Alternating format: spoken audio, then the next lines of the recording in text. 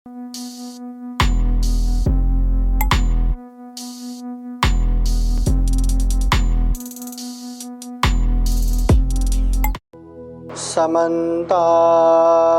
चक्रवालेषु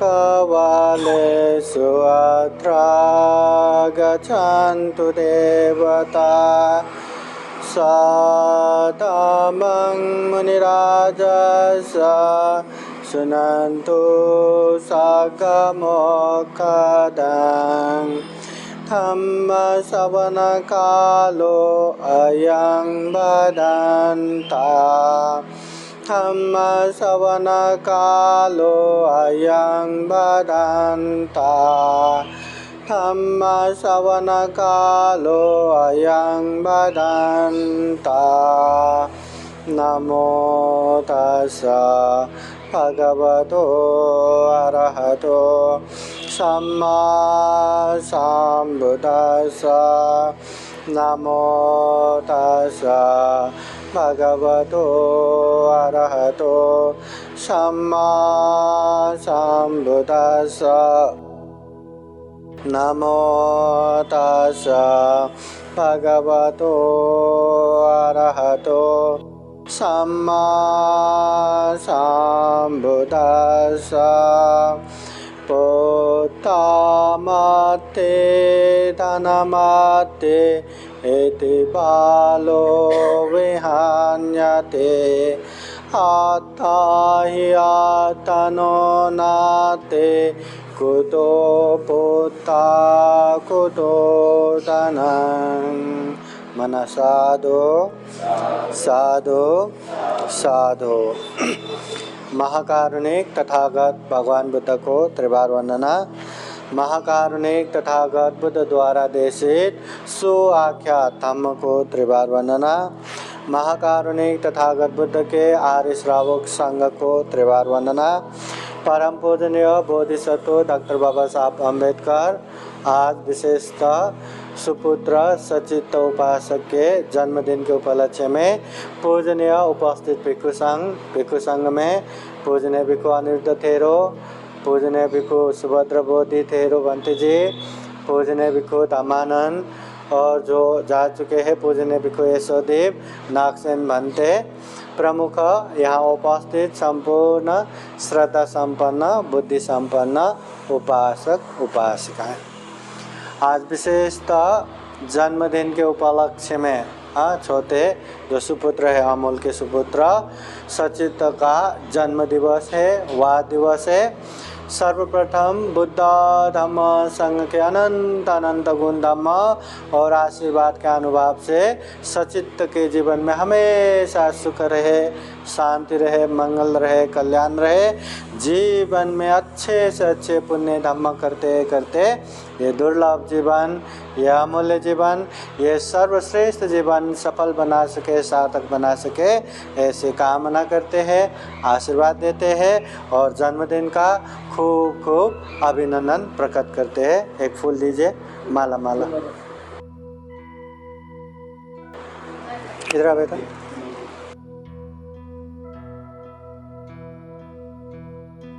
जन्मदिन का खूब खूब अभिनंदन। हाजिर बसा बसा बसा।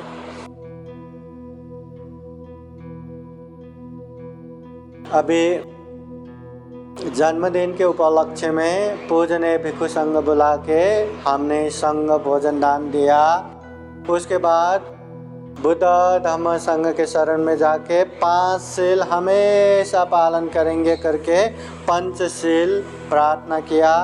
और उसके बाद बुद्ध धम्म संघ के अनंत अनंत गुण धम्म और आशीर्वाद से भरा हुआ परित्राण पाठ सूत्रपाठ पूजनीय भिक्षु संघ द्वारा श्रवण किया, बुद्ध धम्म संघ का आशीर्वाद ग्रहण किया। और उसके बाद अभी हम धम्म देशना सुन रहे हैं। अभी पूजनीय भिक्षु अनिरुद्ध थेरो बंते जी ने बहुत अच्छा कहानी द्वारा धम्म देशना दिया। अभी धम्म देशना सुनने का समय है। जब हमने ये परित्राण पाठ किया तो आज मंगल दिन है करके हमने ये मंगल सूत्र पाठ भी किया। तो मंगल सूत्र में इस तरह भी आता है, कालेन धम्म श्रवणं ये तंग मंगलम उत्तमं, समय समय पर धम्म देशना सुनना ये मंगल है। कालेन धम्म साकच्छा ये तंग मंगलम उत्तमं, समय समय पर धम्म की चर्चा करना भी मंगल है। हाँ, ये तथागत बुद्ध जो मंगल कहते हैं ना, जो हम सामान्य इंसान लोग मंगल समझते हैं उससे अलग है। हमारे लिए मंगल क्या है? हैप्पी बर्थडे हुआ तो वो मंगल है, कोई अच्छा त्यौहार आया तो मंगल है, अच्छा खाने को मिला तो मंगल है, अच्छा पहनने को मिला तो मंगल है, अच्छा देखने को मिला तो मंगल है, हाँ, अच्छा सुनने को मिला तो मंगल है। वो जो हम मंगल कहते हैं वो क्षणिक आनंद देता है, क्षणिक प्रसन्नता देता है, क्षणिक सुख देता है। मगर महाकारुणिक तथागत बुद्ध जिन मंगल का उपदेश देते हैं ना, वो मंगल कैसा है? मंगल, जितने भी पाप का रास्ता है उसे काटने वाला। मंगल, जितने भी दुर्गति जाने वाला रास्ता है ना उसे छेदन कर देने वाला। मंगल, ये जीवन भी सुख शांतमय बना के आने वाले जीवन को भी सुख शांतमय बनाने वाले, सुगति का मार्ग खोलने वाले, ऐसे मंगल का उपदेश तथागत बुद्ध उपदेश देते हैं। तो धम्म देशना सुनना मंगल है कि नहीं? धम्म देशना सुनना मंगल है कि नहीं? धम्म देशना सुनने से कभी न सुना हुआ नया नया अच्छा अच्छा धम्म देशना सुनने को मिलेगा। पहले सुना भी हुआ हो तो बार बार सुनने से और याद आ जाएगा और पाठ हो जाएगा। हाँ, कभी कभी ये करूँ या वो करूँ, जन्मदिन में सिर्फ केक ही काटूँ या बनते लोगों को बुलाऊँ या एक बारी करूँ या शाम को भी करूँ या ये करूँ या वो करूँ या बिहार में जाके वहीं दान दे के आऊँ या क्या करूँ होता है ना। तो ये करने से अच्छा होगा, वो करने से अच्छा होगा, जो शंका उपशंका होता है ना, बार बार धम्म देशना सुनने से एकदम क्लियर होता है, स्पष्ट होता है कि धम्म यही है, ऐसा ही करना है। शंका उपशंका निवारण हो जाता है। और बार बार धम्म देशना सुनने से मन की जो मिथ्या दृष्टि है ना वो भी खत्म हो जाता है। हम तो इंसान है ना, ऐसे इंसान है जो हमने किया वो राइट है, वो अच्छा है, बाकी लोगों ने किया अच्छा भी किया हो तो वो क्या अच्छा है क्या? प्रश्न चिन्ह। मगर हम बुरा भी करें तो वही अच्छा है। वो अच्छा कहने के लिए, अच्छा प्रूव करने के लिए, प्रमाणित करने के लिए न जाने कितना कितना हम उदाहरण देंगे, तर्क देंगे, लॉजिक देंगे या न जाने कितना हम झूठ बोलेंगे। जो हम करते वही अच्छा। तो बार बार धम्म देशना सुनने से मैं क्या कर रहा हूँ, मैं अच्छा कर रहा हूँ या बुरा कर रहा हूँ, वो क्लियर समझ में आता है। मुझे अच्छा करना है, मुझे बुरा नहीं करना है, मैं अच्छे पे जा रहा हूँ या मैं बुरे पे जा रहा हूँ, हाँ, वो स्पष्ट होता है। मिथ्या दृष्टि निवारण हो जाता है, मिथ्या दृष्टि हट जाता है। हाँ, और हम जो जैसा कर रहे, हाँ, कोई माँ होगा, कोई बहू होगा, कोई बेटी होगा, कोई पिता होगा, कोई दादा होगा, कोई बेटा होगा, या जो जैसा है वो अवस्था में जो हम करते हैं ना वही अच्छा हम बोलते हैं। मगर बार बार धम्म देशना सुनने से खुद ने भी किया हो गलत तो गलत है, बुरा तो बुरा है, अच्छा तो अच्छा है, वो क्लियरली स्पष्ट समझ में आता है। अगर इतना भी समझ में आया ना, देखना जीवन में ये जो ऐसे जता की तरह ऐसे वो क्या गांठ वो होता रहता है ना, सुलझता नहीं, वो आराम से सुलझ जाता है। जीवन बहुत आसान होता है। और सबसे महत्वपूर्ण बात, धम्म देशना सुनने से चित्तमस प्रसिद्धि, अच्छे जगह पे श्रद्धा उत्पन्न होता है, अच्छे जगह पे विश्वास उत्पन्न होता है, मन प्रसन्न होता है। अभी मन प्रसन्न होना ही कितना मुश्किल है। हमेशा कभी ये टेंशन, कभी वो टेंशन, इतना टेंशन। हम तो इंसान है ना, टेंशन ना रहा तो टेंशन ना होने का टेंशन लेते हैं। टेंशन कभी खाली नहीं होता, उससे मन का प्रसन्नता एक ड्रामा नाटक जैसा, हाँ, सबके सामने हुआ है तो ऐसे, बाकी समय में ऐसे। एक फोटो लेना है स्माइल, फिर ऐसे, कितना टेंशन। जिसके पास है है का टेंशन, जिसके पास नहीं है का टेंशन। हर जगह पे, हर चीज पे, चाहे जैसे अवस्था हो, टेंशन से भरा हुआ है। तो ये धम्म देशना अच्छे से सुनने से हमें प्रसन्नता आता है। अभी हम मन के एंजॉय के लिए, मन के एंटरटेन के लिए हम अनेक तरह मूवी देखते हैं, क्या गाना सुनते हैं, कहाँ कहाँ घूमते हैं, न जाने क्या काम गुण में लगता है, काम वासना में लगता है, पंचकाम में भूल जाते, न जाने क्या क्या कर जाते हैं। मगर तथागत बुद्ध कहते हैं सब रसो तम रसं जिनाति। ऐसे सभी रस में तम रस सबसे बड़ा है। एक बार तम का रस जिसे मिला, उसे बाकी कोई भी एंजॉय, कोई भी एंटरटेनमेंट फीका ही लगेगा। अभी उसके लिए ज़्यादा मायने नहीं रखेगा। नहीं तो क्या हम सिद्धार्थ को पागल बोलेंगे क्या? इतना राजकुमार हो के, भविष्य के चक्रवर्ती राजा बन के, उनको जब दरबार में रह रहे थे क्या कमी थी? हाँ, ऐसे गर्मी होता है तो गर्मी समय में रहने के लिए अलग महल, ठंडी समय में रहने के लिए अलग महल, बरसात समय में रहने के लिए अलग महल, और जितना भी फैसिलिटी चाहिए सब सुविधाएं वहाँ पे। फिर भी वो सारा का सारा छोड़ के संन्यास बन के दुख मुक्ति का मार्ग उन्होंने खोज निकाला, 4 आर्य सत्य बोध किया, बुद्ध बने, सम्यक संबुद्ध बने। इसलिए हमें भी वास्तव में इतना दुर्लभ जीवन मिला है, तो ये दुर्लभ जीवन को अच्छे से सफल और सार्थक बनाने के लिए अच्छे बुरे का पहचान होना जरूरी है। हम अच्छा किया तो अच्छा किया, बुरा किया तो बुरा किया। अपने आप को मूल्यांकन करना सीखना चाहिए। उसके लिए धम्म देशना भी बार बार सुनते रहना चाहिए। ये धम्म देशना सुनने से ही इतना फायदा होता है, इसलिए भगवान बुद्ध ने इसको मंगल कहा है। इसलिए बार बार जब भी मौका मिले धम्म देशना सुनते रहना चाहिए। हाँ, अभी सबसे महत्वपूर्ण बात, सचित जिसका हैप्पी बर्थडे है, उसका 7वां वर्ष कंप्लीट हो गया। अभी 7वां वर्ष कंप्लीट हो गया तो आंख बंद कर करके फिर याद करता हूँ महाकारुणिक तथागत बुद्ध के जो सुपुत्र है राहुल कुमार।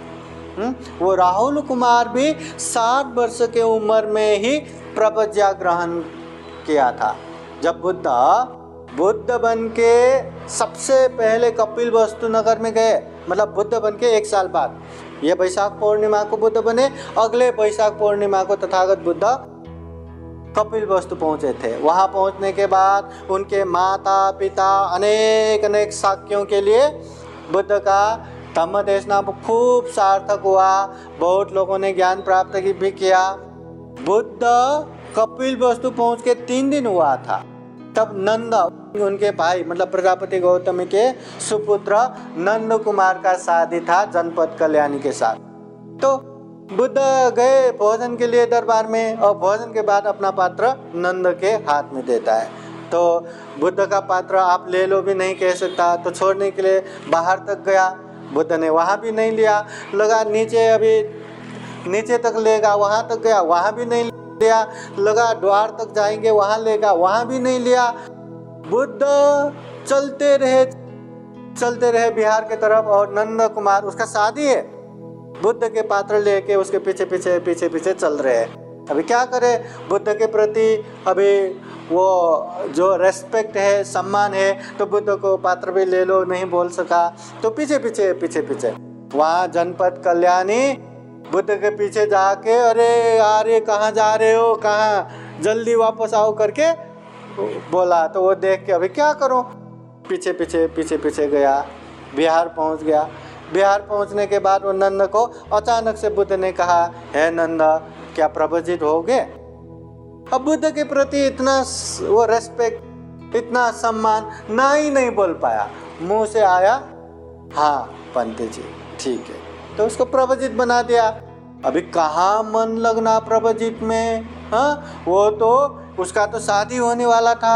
हाँ, जनपद कल्याणी, अरे कहाँ जा रहे हो, जल्दी वापस आओ करके, हाँ, रोते वो दौड़ा वो बोलने आए थे। देख के क्या करूं, उसको तो मन बेचैन है, मन ही नहीं लग रहा, पांते बनने का मन ही नहीं हो रहा है, मन बेचैन हो के अभी मैं छोड़ के जाऊंगा शादी करूंगा, छोड़ के जाऊंगा शादी करूंगा। वही अभी तथागत बुद्ध तो परचित्त ज्ञाता, सब पता है। तो बुद्ध ने नंद को एक बार लेके गया, अपने रिद्धि शक्ति से लेके गया। तो एक खेत में एकदम बूढ़ी बंदर वहां पे थी। तो बुद्ध ने दिखाया, ये बंदरिया जो दिख रही है ना, तो ये अच्छी है या जनपद कल्याणी अच्छी है? तो नंद कहते हैं, भगवान ये बंदरिया वो भी इतनी बुरी, क्या खूबसूरत है, जनपद कल्याणी तो इतनी अच्छी है, इतनी खूबसूरत है। अच्छा ठीक है चलो। रिद्धि शक्ति से तथागत बुद्ध ने उसको सुगति में लेके गया। सुगति में लेके गया तो वहां अप्सरा, इतने खूबसूरत वो अप्सरा। तो वो दिखा के तथागत बुद्ध ने पूछा, है नंदा आप बताओ ये अप्सरा अच्छी है कि वह जनपद कल्याणी अच्छी है? तो वह नंद कहते हैं, भगवान ये अप्सरा के सामने वो जनपद कल्याणी तो ये बूढ़ी बंदरिया जैसी है, ये अप्सरा तो इतनी खूबसूरत है। तो बुद्ध पूछते हैं, क्या ऐसे अप्सरा पसंद है? हाँ पसंद है। ठीक है मैं दिलाता हूँ, मेरी बात मानो। ठीक है। तो तथागत बुद्ध ने चलो अप्सरा दिलाता हूँ करके उसको ध्यान बिठाया। तो वो भी ध्यान बैठने लगा। अब ये बात तो पता चलेगा तो पता चलता है ना सारे भिक्षु लोगों को, भिक्षु लोग भी देखो देखो अप्सरा के लिए ध्यान कर रहे हैं, अप्सरा के लिए ध्यान कर रहे हैं, सब ने मजाक उड़ाने लगा। तो नंद बंदे को इतना दिल तक छू गया, तो ऐसे ही निकल के कहीं जंगल में जाके इतना गंभीर पूर्वक ध्यान बैठा, ध्यान करते करते ही वो दुख मुक्त अरहत हो गया। फिर उसके बाद भिक्षु लोग, अप्सरा के लिए ध्यान कर रहे हैं ना, अप्सरा के लिए ध्यान कर रहे हैं ना? नहीं, न मुझे अप्सरा चाहिए न मुझे जनपद कल्याणी चाहिए। भिक्षु लोग, क्या ये अरहत जैसा बात करते करके बुद्ध के पास गया। तो बुद्ध ने वो अरहत हो गए, मतलब अप्सरा के लोभ में ध्यान करते करते बाद में वो अरहत हो गया। तथागत बुद्ध के भाई प्रजापति गौतम के सुपुत्र। तथागत बुद्ध कपिल वस्तु पहुंच के 7वां दिन हो गया। बुद्ध अनेक भिक्षुओं के साथ वो कपिल वस्तु में भिक्षाटन जा रहे थे। उस समय दरबार के ऐसे बाहर खिड़की से देख के वो 7 साल का अपना राहुल कुमार पुत्र को लेके बताते दिखाते, हे पुत्र राहुल, ये जो हजारों भिक्षुओं के सामने ज्वलमान होके जो सामने सामने आ रहा है ना, जैसे ताराओं के बीच में चंद्रमा चमकता है ना, वैसे ही हजारों भिक्षुओं के सामने ज्वलमान होके उदयमान होके जो सामने सामने आ रहे, वो तथागत बुद्ध है, तुम्हारे पिता है। जब उनका जन्म हुआ तो सोने चांदी हीरा मोती से भरा हुआ 4 घड़ा उत्पन्न हुआ था, मगर जब से उन्होंने गृह त्याग किया तब से वो घड़ा भी नहीं दिख रहा है। तो जाओ अपने पिताजी के पास जाके अंश भाग लेके आओ कि पिताजी मुझे चक्रवर्ती राजा बनना है, मुझे अंश दो करके अंश मांग के आओ, जाओ, ये तुम्हारा अधिकार है। ठीक है। तो वो गया तथागत बुद्ध के पास जाके जैसे ही बैठते इतना आराम शीतल लगता है। तो कहते हैं आपके ये छत्र छाया कितना शीतल है। तथागत बुद्ध दरबार में आते, भोजन करते, भोजन के बाद वापस जाते हैं। तो वापस जाते समय उसको तो अंश मांगना था, तो तथागत बुद्ध के पीछे पीछे ऐसा चीबर पकड़ के, पिताजी मुझे अंश दो, पिताजी मुझे अंश दो, पिताजी मुझे अंश दो। तथागत बुद्ध चलते रहे वो पीछे पीछे, जैसे बच्चे 7 साल का है ना, एक चाहिए तो चाहिए चाहिए चाहिए चाहिए करके बोलते हैं ना, वैसे मुझे अंश दो, मुझे अंश दो, मुझे अंश दो। तथागत बुद्ध बिहार में आ गए, बिहार तक वो पीछे पीछे आए।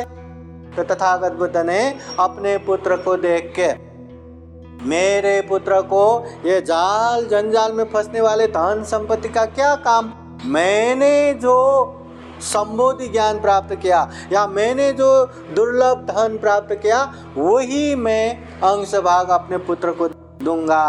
तो अपने अग्र श्रावक सारे पुत्र मौड़ कल्याण को कह के 7 साल के राहुल कुमार को प्रवज्या दीक्षा दिया, बंदे बना दिया और बंदे बना के ये सप्तरत्न आर्य धन का अंश भाग दिया। मतलब दुनिया में सबसे बड़ा धन। तो तथागत बुद्ध ये सप्तरत्न धन क्या कहते? सद्दा धनं शील धनं हीरियोतप्यं धनं सुत धनं च चागो में पन्यावे सतमं धनं।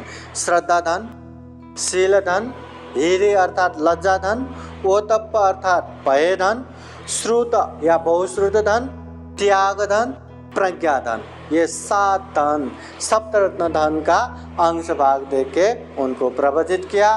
बाद में राहुल कुमार बड़ा होके भिक्षु भी बन गया।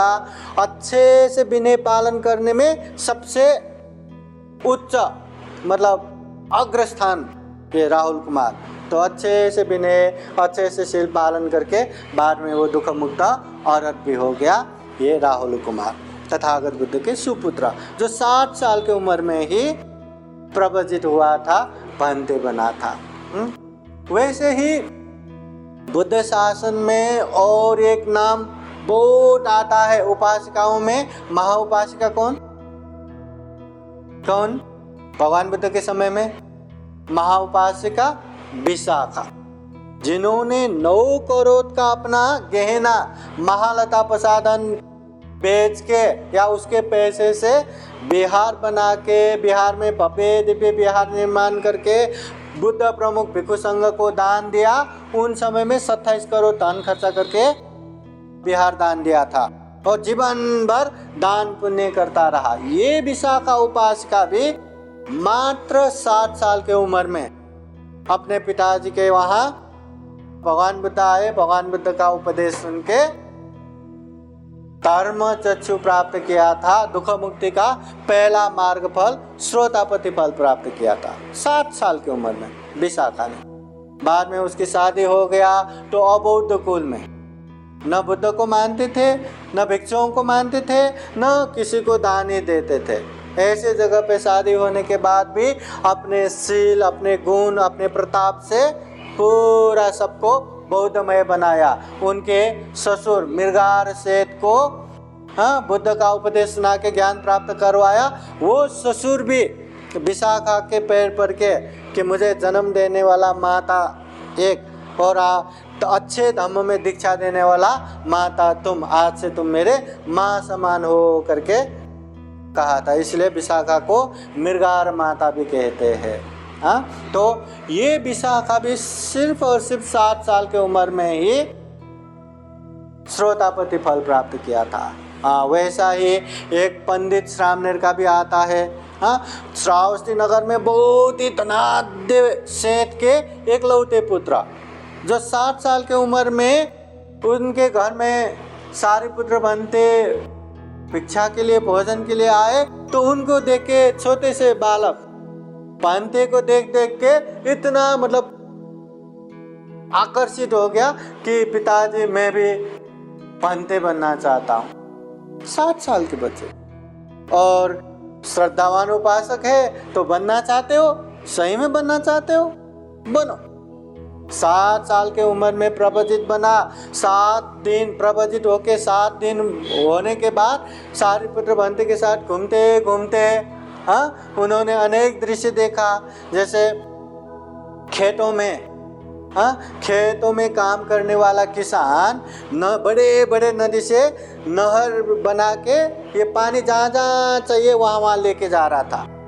तो वो छोटे से पंडित बनते सारिपुत्र बनते से पूछते हैं, ये पानी को खुद को तो कुछ भी पता नहीं रहता, कहाँ जाना कहाँ नहीं जाना, ये तो अचेतन है। ऐसे पानी को भी इंसान जहाँ मर्जी वहाँ लेके जा सकता है क्या?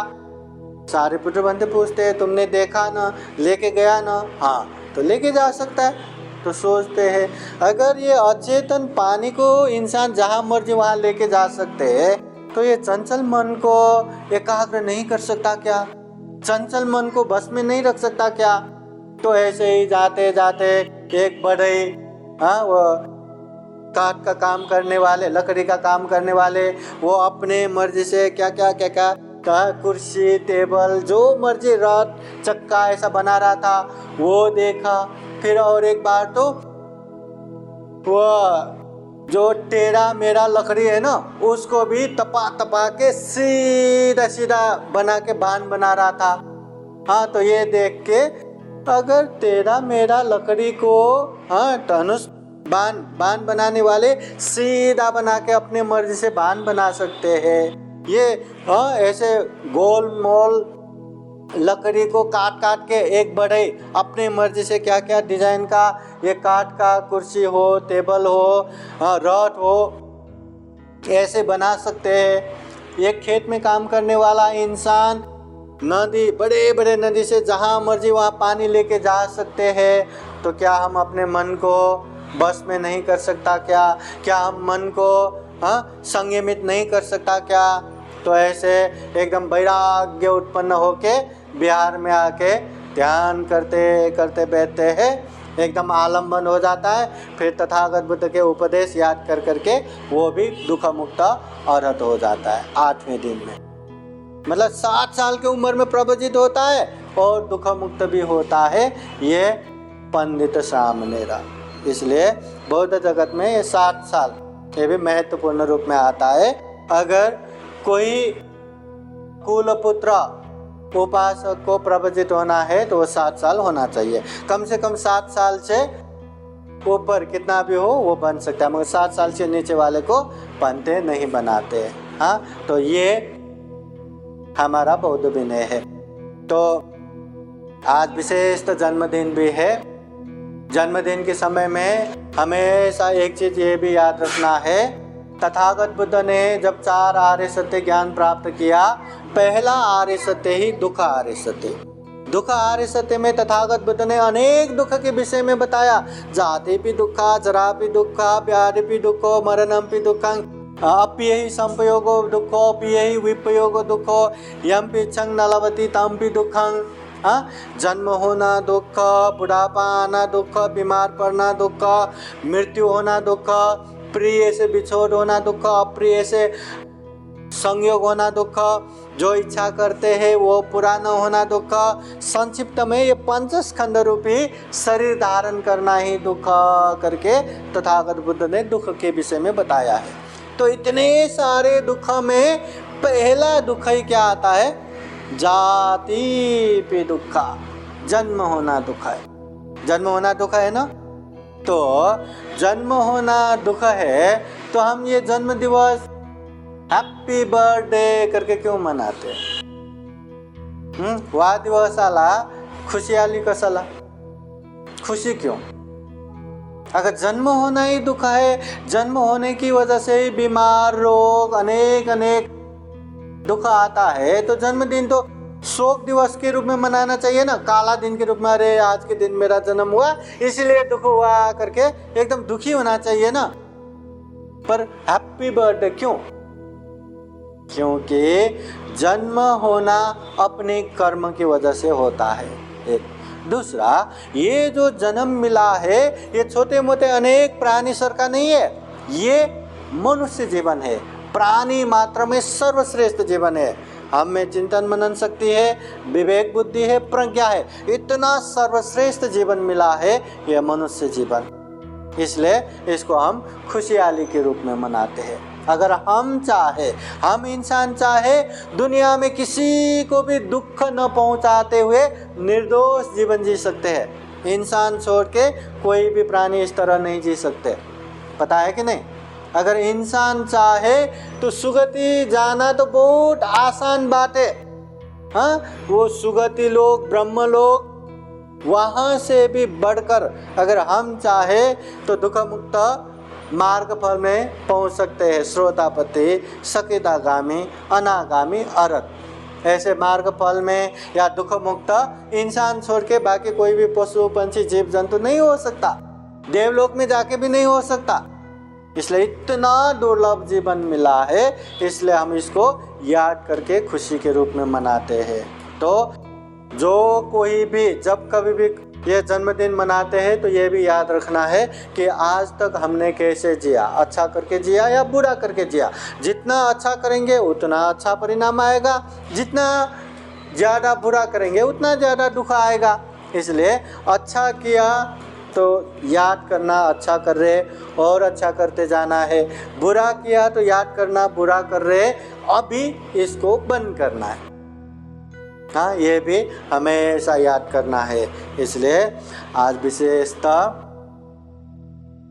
श्रद्धावान उपासिका के सुपुत्र अमोल उपासक के सुपुत्र सचिता, उनका जन्मदिन है। जन्मदिन के उपलक्ष्य में पूजनीय भिक्षु संघ को घर में आमंत्रण करते हुए हमने विविध कार्यक्रम किया, संघ भोजन दान दिया, बुद्ध धम्म संघ के शरण में जाके शील याचना किया, बुद्ध धम्म संघ के अनंत गुण धम्म और आशीर्वाद से भरा हुआ परित्राण पाठ सुना, फिर धम्म देशना सुना। ये सब जितना भी हम कर रहे हैं ये पुण्य है, ये धम्म है। इस पुण्य धम्म के अनुभव से फिर एक बार प्रार्थना करते हैं, आशीर्वाद देते हैं। विशेषतः जन्मदिन मनाते हुए सचिता उपासक को जीवन में बुद्ध का आशीर्वाद, धम्म का आशीर्वाद, संघ का आशीर्वाद रहे। साथ ही साथ उनके माता पिता, नाना नानी, दादा दादी, जितने भी बंधु बांधव, परिवार, जितने भी उपासक उपासिका, सबके जीवन में बुद्ध का आशीर्वाद रहे, धम्म का आशीर्वाद रहे, संघ का आशीर्वाद रहे। जीवन में ज़्यादा से ज़्यादा पुण्य धम्म करते हुए ये दुर्लभ जीवन, ये अमूल्य जीवन, ये सर्वश्रेष्ठ जीवन सफल बना सके, सार्थक बना सके, अंत में सभी दुखों से मुक्त निर्वाण तक प्राप्त कर सके, ऐसी कामना करते हुए बुद्धवाणी पाली गाथा द्वारा आशीर्वाद देते हैं। सब लोग हाथ जोड़ के बैठिए। सवेदेयो विवचन्तु सब्बरोगो विनाशतु माते भवतु अन्तरायो सुखे दीर्घायुको भवतु सर्वमङ्गलं रक्षन्तु सर्वदेवता सर्वबुद्धानुभावेन सदा सोते भवन्तु ते भवतु सर्वमङ्गलं रक्षन्तु सर्वदेवता सर्वधर्मानुभावेन सदा सोते भवन्तु ते भवतु सर्वमङ्गलं रक्षन्तु सर्वदेवता सर्वसंगानुभावेन सदा सोते भवन्तु ते एचितं पचितं तुय्यं क्षिप्रमेव समेजतु सर्वे पुरन्तु चेतसङ्कल्पचन्दोपन्नरसो यथा आयु आरोग्य सम्पत्ति सर्गसम्पत्तिमेव च अतो निब्बान सम्पत्ति हिमेनाते समेजतु। साधु साधु साधु।